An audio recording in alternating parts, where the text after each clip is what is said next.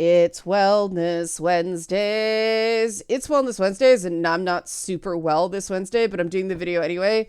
This is being done super late because I had to go back to the doctor yesterday for ongoing health stuff.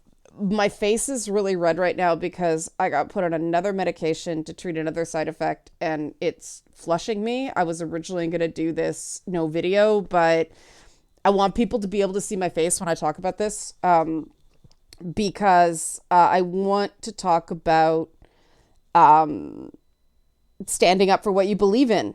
And this is inspired by the stream that happened on Nerdette's Newsstand. It was a really fun time, but I did call a guy out for being an asshole. He spelt it ASSWHOLE. And people thought that, you know, I was upset or I was hurt. And I really appreciate the concern. I do. I appreciate that people are being caring. The truth is that I wasn't hurt. I was pissed off. And I invoked my own story to point out why I thought the guy's behavior was wrong. And it's not just that he shouldn't do it to me, he shouldn't do it to anybody. And I think that message got lost in the guy being a hilarious dickhead. So I want to talk about that now. That I think a major point of mental health, at least for me, individual results may vary, but I know I do better when I stand up for what I believe, damn the consequences. And there are different ways of doing it. You don't have to do it as loudly as I do, but I am a big believer in boundaries. And, you know, I said on the stream, I call people out on this. I take the hits. I stand in the fire so that other people don't have to. And it's things that it's not about it happening to me. It's that it shouldn't happen to anybody, period, end of story. And it's interesting how many people don't get that. I mean, the particular point was, it was one of these stupid things that I was just goofing around, and I have no idea. It's projection. It's absolute projection. I say something and somebody gets upset and they accuse me of being triggered. And I know that that is an internet colloquialism for something. I have joked about it itself. It's, you know, Solomon's tagline, triggered. And I did that as you know, because part of Solomon's lovableness is his vulnerability, right? And it's going to be a, you know, superpower in the game. But that was done in part. It's my version of humor that makes a point, right? Because, you know, those are the moments where Solomon shuts down, everybody feels really bad for him. His backstory is horrible. And so everybody explains why he's such a, everybody understands why he's such a mess, but still he has those moments, right? And yes, they're played for laughs, but they're the sort of played for laughs that humanizes people with trauma and with trauma conditions. And that was something that was really tough to get through when, you know, the year of PTSD therapy, which was in a lot of ways the hardest year of my life, in part because people were real assholes about it. And I think that's why I see that's seen in She-Hulk, right? So differently than other people, because I've been where Jen is, oh God, 6 to 8 years. Fuck no, there's got to be another way. But I've also been where, you know, Bruce Banner was in that moment where you're going through something. It's an internal battle. One of the things you have to accept is that people are not going to understand it. People are going to be raging dicks about it. Even your own family, even people who do care about you. Otherwise, they are not going to get your trauma. everybody has lives. I talked about this in the stream. People are busy. People have their own shit. They don't get it. It was actually very realistic. And, you know, one of the ongoing fights about it is, well, Bruce Banner's DID is not canon in the MCU. It's hinted at with Smart Hulk, but they haven't actually delved into it. And I think that's sort of interesting. Accidentally, of course, they can't do it because they don't have the rights to make a Hulk forward movie. Maybe that will change once the rights lapse for Universal. But yeah, right now they can't tell Bruce Banner's story. It's got to be Mark Ruffalo being absolutely wonderful and adorable through other people's stories. But it creates this interesting thing that, yeah, we have not seen things from his point of view ever, except for brief scenes in the Avengers, which could have been so much better handled if Joss Whedon wasn't a bag of dicks. And interesting that sort of accidentally created a real reality is that people don't see the ongoing trauma that goes on inside of you that you know is at the core of the personality disorders, but also PTSD. And the thing a lot of people don't understand about PTSD is it's not a mental illness in that it is not a distortion per se. It is a mental injury. So it is like a nagging pain. Like, you know, when you wreck your knee and it's not quite right again for years, it takes a long time. It's more like that, right? Than things that are active cognitive distortions. And that makes treatment very different. And this is what I stumbled around along in. And this is why, you know, dialectical behavior therapy can treat things that other forms of therapy can't. And that's what Bruce Banner uses in She-Hulk is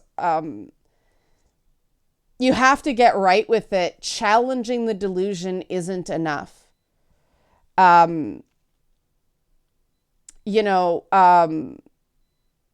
Thinking somewhat different about alone isn't enough, right? You actually have to practice a combination of increased distress tolerance because you don't have a choice. Emotional equilibrium, or emotional balance, healthy emotions, actually feeling your feelings in a healthy way as opposed to denying them. And then mindfulness. And the mindfulness is, you know, the stories you tell yourself about what's happening to you. And so, you know, in that moment, Bruce can choose to, oh, wow, Jen's being a real jerk here, and I can get angry about it, which is what a bunch of people online did. Or take the narrative that I did, being in his position and saying, she doesn't know what I've been through. Because, I mean, if it's true that his dad murdered his mom in front of him, maybe the family doesn't know, right? Or it's one of those things that the family covered up. Jen's family is not great, so it's possible she doesn't know, right?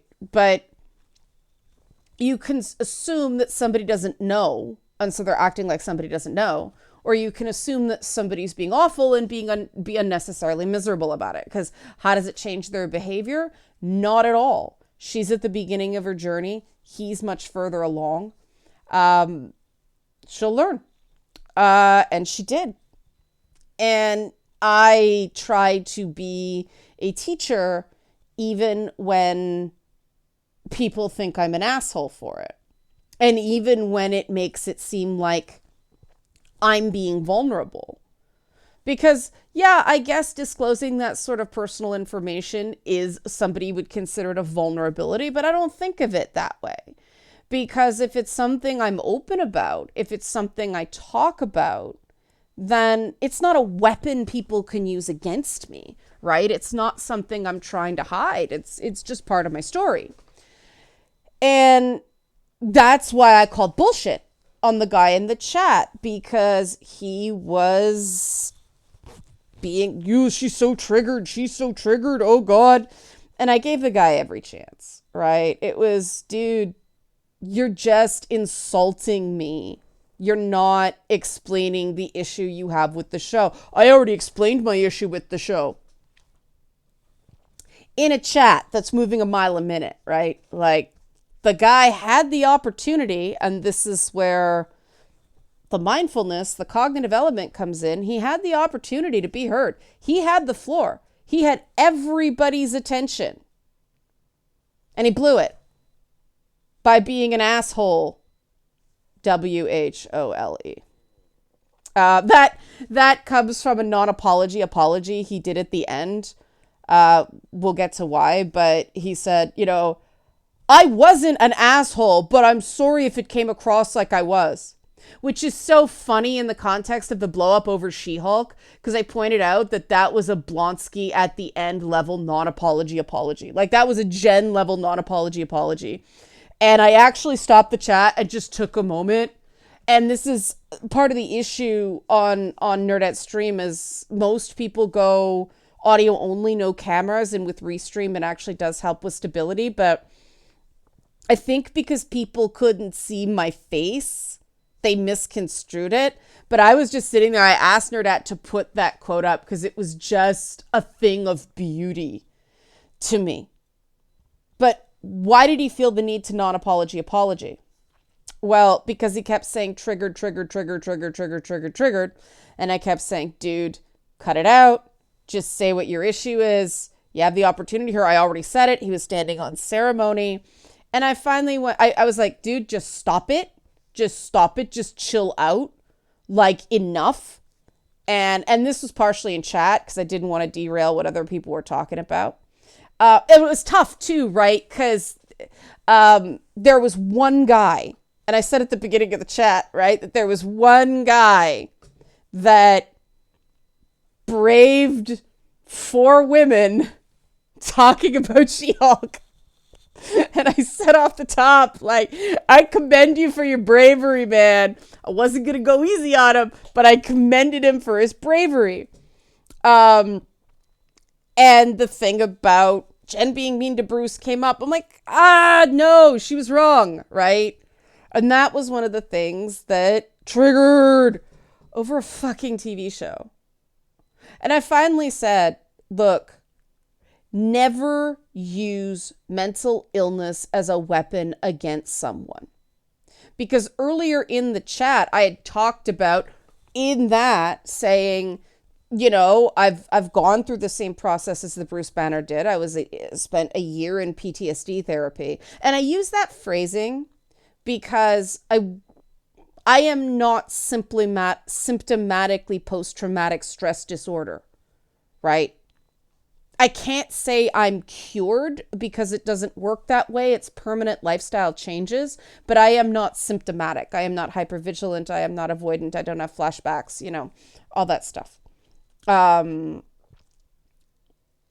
So I say I spent a year in PTSD therapy to indicate the experience without misrepresenting where I'm at right now, because I'm very careful not to use it as something that might get me quote unquote special treatment. I don't want people to go easy on me. I don't need it.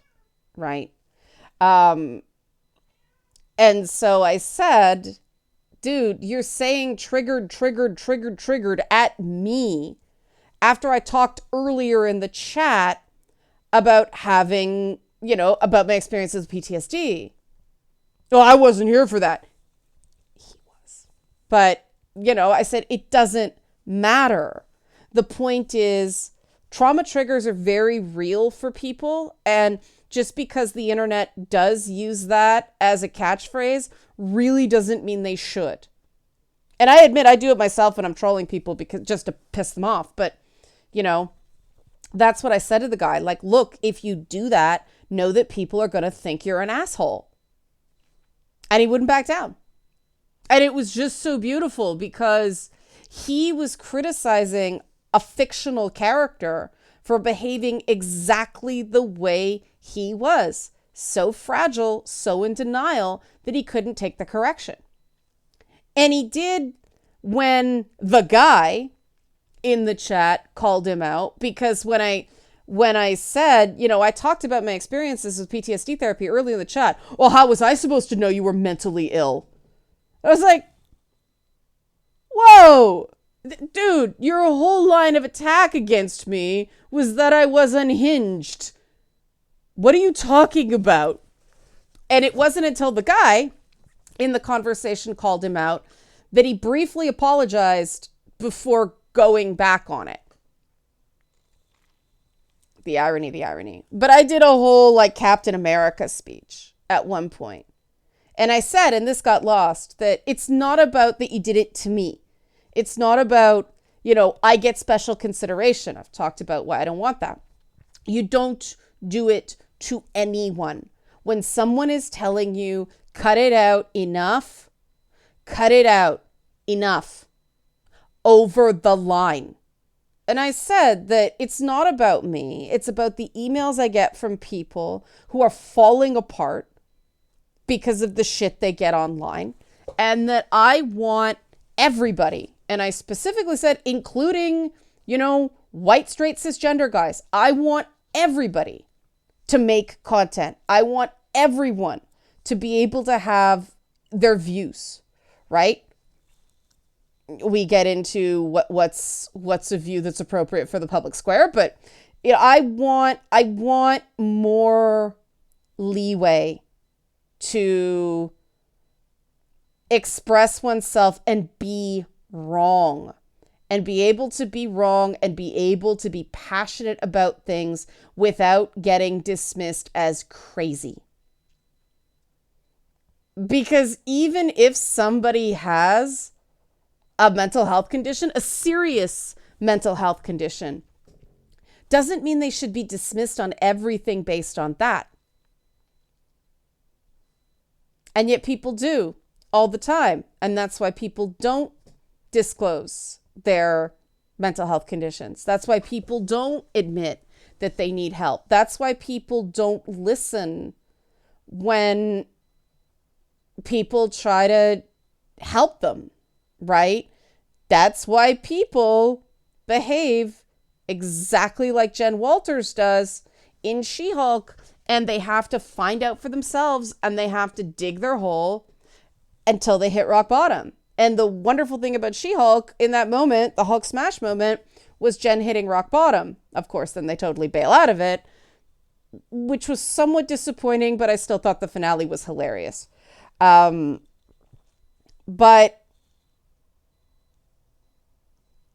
I am sick of people getting in these chats and just spewing, because I know it hurts people, and most people try to hide that it hurts them.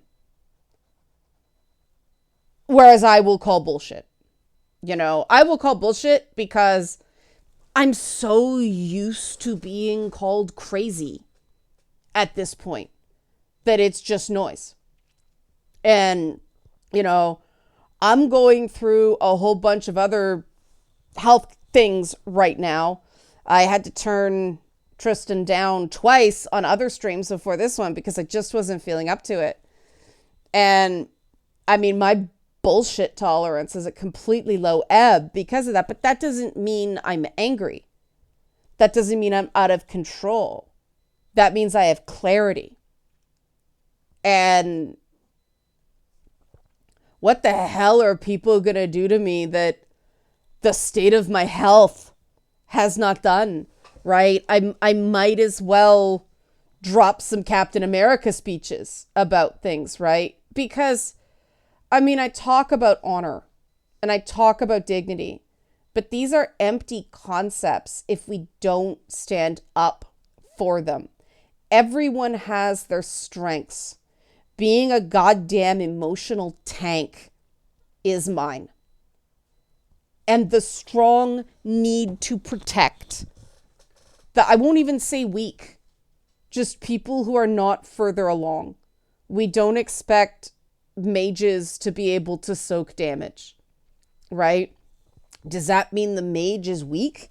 Does that mean the DPS specialist is weak? No, it means they have a different specialty. And so the tank got a tank. Will the people who do more damage, stay out of the line of fire so they can get those attacks out, right? And the healer's got to heal and so on and so forth. The stealth fighter's got to use stealth. You got to play your parts. And that means playing to your strengths. And I don't want everybody to have my strengths. It's not always fun having to be the asshole just because I'm really good at it. And I'm a controlled asshole, which is why I can call out other assholes. I would like to have to do it much less often because I have other strengths too that I'd like to use. But I can do it. So I do. Because enough of this crap. And It's Not Therapy Tomorrow is on cancel culture. And I've been really inspired by the members of the transgender community continuing to take on J.K. Rowling's, flying monkeys, but I call them Death Eaters because I happen to like Wicked, so I'm not going to insult my flying monkeys. The fact that people online are referring to J.K. Rowling as the children's author because they know her sycophants name search her and somebody feeds her certain content. I didn't at her in the one she went at me for. Somebody found that. And so she's either name searching herself or someone sent it to her. So she's become the you-know-who of Twitter. And despite the fact that people are getting doxxed by her Death Eaters, and, there is a price to pay. I mean, Graham Norton deleted his Twitter account, right? There's a price to pay for speaking up these, incredibly stigmatized members of society, people who are actively under attack right now, are still standing up and still showing up. And they've got, the fact that they are transgender in their Twitter bios. They don't have to. Nobody would know, but it's there, and they take it and they get called horrible things, and yet they just keep talking. And I know that's not easy. And I just think if people can do that, if they can stand strong, and I'm sure they have their weak moments, that makes it all the more brave, right? But if they can stand strong in the face of that, and there are so many lies and so many manipulations of fact and so much twisting, it's angering. And I just think if people can stand in that, the rest of us gotta fucking step up, man, because it's pretty inspiring. And so, it would be real easy for me to just ignore the chat. It's not my stream. But I know that not only... I'm very protective of my chatters. And the way it works on Restream is everybody has their own chats, but then there's a group chat that shows on the stream. And I'm very protective of my own chatters because, my Twitch community is small, but it's tight, right? We're there for each other. That's part of the point of it. People can talk about their lives and talk about their struggles, and it's supportive. I'm not going to say it's safe because people challenge each other, but it's supportive. And so I'm not going to let people make comments about that stuff when I know that somebody else is dealing with mental health struggles. I know somebody doesn't like certain things. And I also know there are other people in the chat that previously I did just let it ride and it ended up getting way out of control. So fuck no. No. I call bullshit, because to me, the whole point of talking about challenging media, like some of the things the MCU is doing right now, right? Like having openly mentally ill characters, like, Moon Knight, openly, Bruce Banner probably, certainly a metaphor for it, right? Having a very flawed female character, not an experience not centered in pain. It's a comedy that's so damn important, but it's challenging, including the partition of India in Ms. Marvel, challenging, right? Because a lot of people don't know about that. And it directly deals with what colonialism wrought. And I mean, they've done other things over the years. I thought that seeing Bucky's struggle in Falcon and Winter Soldier and being left with the sense that, he gave up the shield because of a lack of inner worth. His story in that was almost like, what if Thor hadn't felt worthy at the end of the movie, right? And the split that happens that sort of got lost in all the action stuff and all the new characters they introduced, but the way it's called Falcon and Winter Soldier, and Bucky is still pretty much where he was at the beginning of the show, stuck in his trauma. And Sam is beginning his journey as Captain America, doing it his way with a Captain America speech full of questions instead of statements. I love my Cap speeches. But he doesn't have the super soldier serum. He's not going to be as confident, and he's a black dude, so he's got to do it differently. I thought that was really poignant, and you're so left with the feeling that what was done to Bucky was just unfair. And then Wanda's heel turn, which greatest Wanda ever, in my opinion. They're doing challenging stuff. And the purpose of talking about this media is it gives people ability to talk about their own experiences. Being slightly arm's length, they may not even realize they're talking about their own experience. And that's what I think the whole She-Hulk thing is why it's been so explosive, is that it hit a lot of pain points on a lot of different people deliberately. It's so good to have a challenging, somewhat offensive comedy again. Let me tell you, I'm just thrilled. Bring it back. I miss the 90s in that way. People would not be able to cope with Married with Children and In Living Color now, and high time that changed. But the guy that I took on just kept saying, it's bad, it's objectively bad, objectively with no E. And I kept saying, why is it bad? I already told you. Dude, why is it bad? I already told you. And I finally said, dude, what have you done? What have you written that you can offer an objective opinion on this?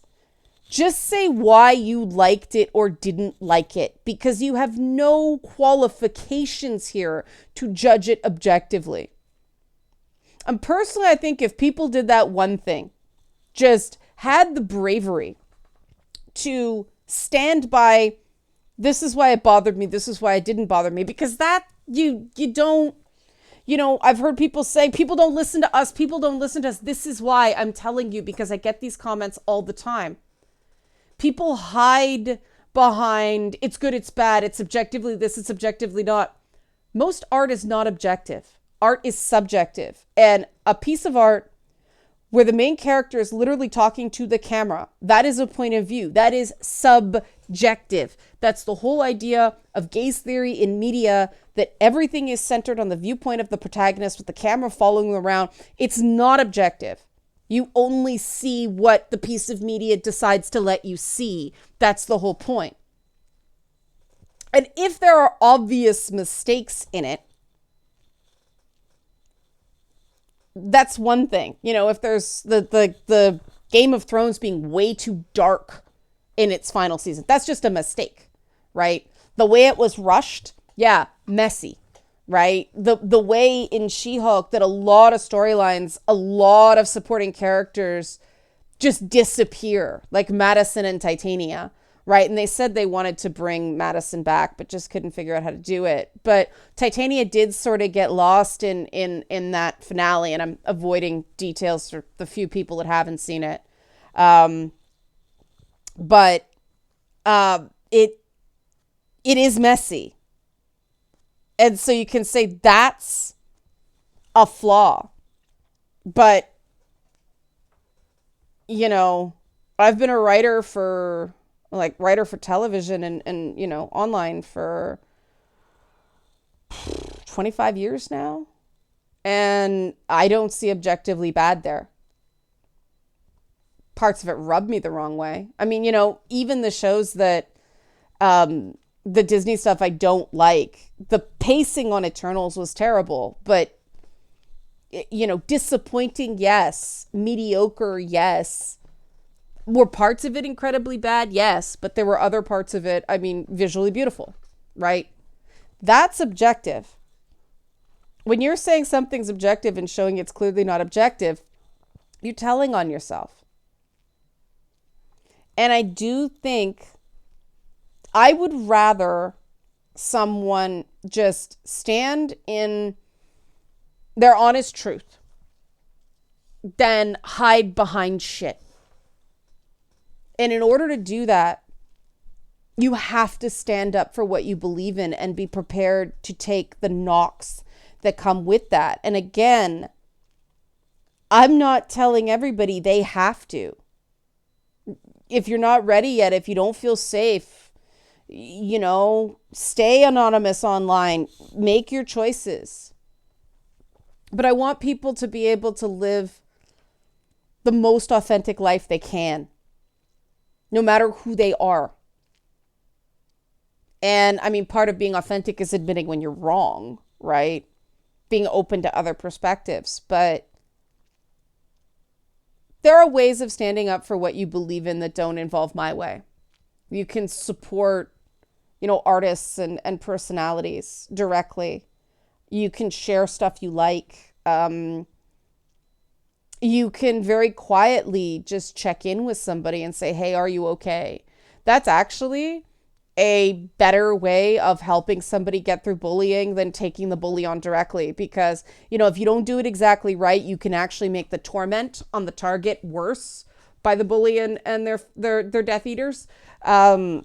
Instead of making it better. But if somebody knows they have somebody to talk to privately, if they know that people care, that makes it so much easier. But we can't complain about this stuff anymore and wait for other people to solve it. We've got to solve it. And I truly believe, I have for a while, that things start small and you set an example and they grow. Now, I'm really not good at making money on that model, but I do think that my influence in that regard has been powerful. I've been seeing people be more confident in asserting themselves. I've seen people feel, they've told me that, you know, they appreciate that I'm out there throwing bombs on their behalf. I don't terribly care what people think about me, you know, because no matter what I do, people warp it. Hence me talking about this. But to be clear, I'm not saying this to try to, you know, not take the L or something like that. I'm just explaining what happened and why I stand by it and why I took the L for, you know, in one perspective, because I just think there are certain battles you lose to win the war. And we gotta be fighting for each other as opposed to against each other. We can't complain about media and culture war and the various forces and woke and the alt-right and all that stuff if we're not willing to put some skin in the game and go, all right, these are the boundaries I'm going to set for myself. These are the things I'm going to give up so that things can be better, so we can get closer to the environment I want. And that can only be done through personal sacrifice. It can't be done for waiting around for somebody to go first. Because if everybody's waiting around for somebody to go first, nobody's going to go first, right? That should be obvious, but I feel like it needs to be said. And I'm so out of it, I forgot to do the Patreon and coffee off the top. Help support this channel. Become a monthly patron, patreon.com/LeannaK, or buy a one-time Leanna Care session for someone who can use it but can't afford it, coffee.com/LeannaK. Thanks for watching and be well.